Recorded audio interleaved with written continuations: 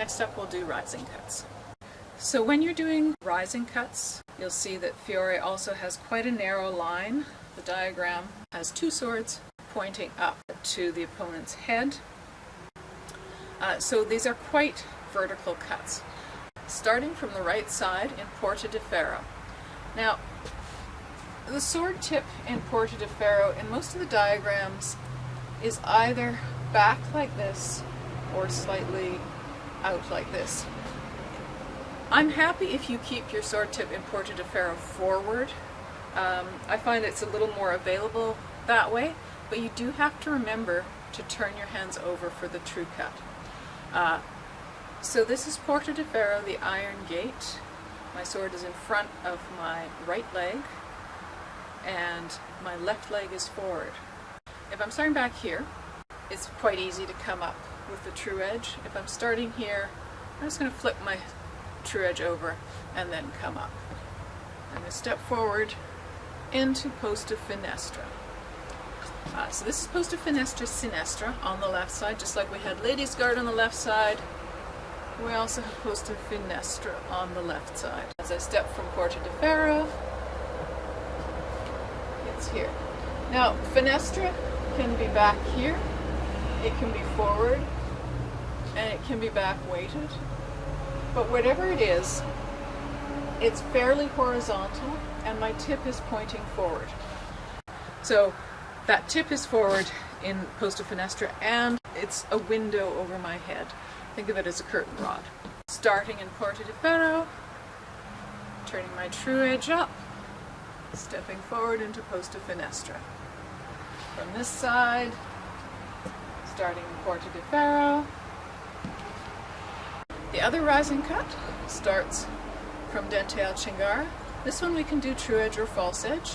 The true edge version looks like this, from Dente al Cingara up into Posta Finestra.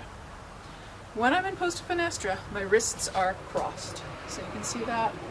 This is a forward weighted one, this is a back weighted one. Regardless, my wrists are kind of locked together.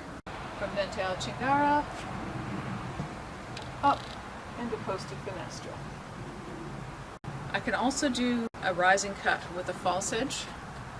This is an excellent cut for clearing swords coming up like so. Now often, because this is a more defensive move, I will step back with this, so stepping back. The guard I'm ending up is a version of the crown guard. This is the crown guard, Posta Frontale, and you can see from here it's sort of out in front like so. When I'm using this false edge cut, I'm going to bring it up a little outside. So you can see I'm a little bit outside. That's because I'm clearing a sword that's over here. I don't want you to worry too much about the mechanics of that false edge cut. We'll get into that once you get into green spur material. As you're working towards your blue spur, we'll be doing a lot with deflections in the false edge and working on that. But I just want you to know that it's there, have it sort of in the back of your head. For this cutting pattern, we're just going to use true edge cuts.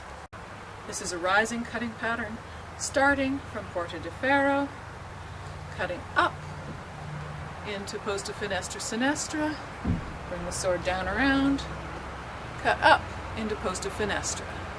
Sword comes down and around, and I can step back as well as forward. This is very useful if you're doing this in a living room with not a lot of space. You can just step forward and back, or just almost on the spot. Moving forward.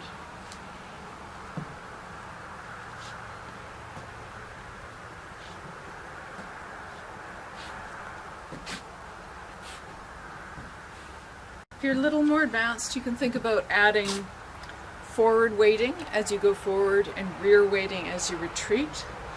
Just because the forward weighting is more of an attacking pose and the rear weighted is more of a defensive pose. So as we go forward, I'm stepping quite heavily forward. And as we go back, I'm coming into this rear weighted defensive guard. But again, that's only if you're already comfortable with these cuts and you just want a little bit more. If you're just learning this, don't worry about the rear weighting or the back weighting. Just work on getting it fluid, being able to cut up into those sort of slightly awkward fenestra guards.